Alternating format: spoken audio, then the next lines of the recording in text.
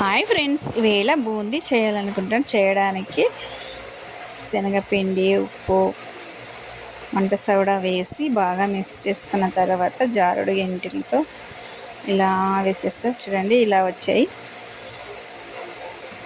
బాగానే వచ్చాయి. First time అయినా కానీ చూడండి, ఇలా బాగా మొత్తం డీప్ ఫ్రై చేసేసుకోవాలి. చేసుకున్న తర్వాత మొత్తం అన్నీ చేసేస్తా.